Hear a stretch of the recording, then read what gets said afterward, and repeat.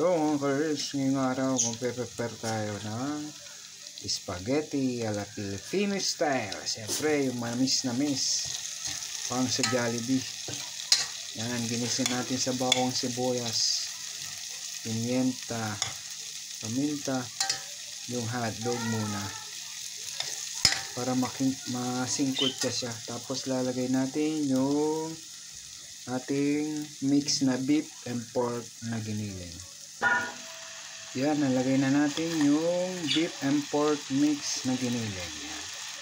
Ayan lang natin siyang masingkot siya. Tapos lalagay na natin yung ating tomato sauce. Tapos lagyan din natin siya ng konting toyo.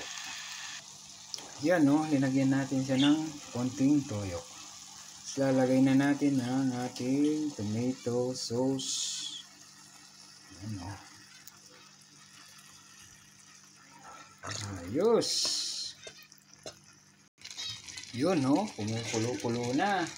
Lalagyan din natin siya ng konting asukal. Yan, para manamis-namis. Spaghetti ala Filipino style. Lalagyan din natin siya ng breadcrumbs ba ang tawag dito? Yan, breadcrumbs para malapot siya. Yan. Sa panaderia, meron tayong mabibiling ganito. Diyan sa atin, yung pinagputulan, pinagtabasan ng tawag. Ayan, no? Para malapot ang ating spaghetti ala Filipino style. Yun, no? Lapit nang maluto ang ating spaghetti sauce. Ayan, no? Full pork combo to. Yan, no? Malapot-lapot na. Ayan lang natin sa mababang apoy para maluto siyang mabuti at lumapot. Yun, no? Spaghetti nga. Ayos. Merienda, hapunan, tanghalian. Whole season, spaghetti.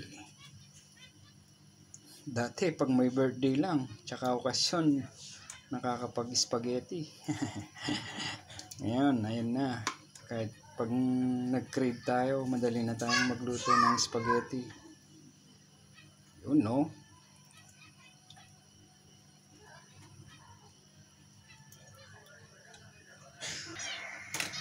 Ito yung ating spaghetti pasta. Pakuluin natin in 11 to 12 minutes. Ayan.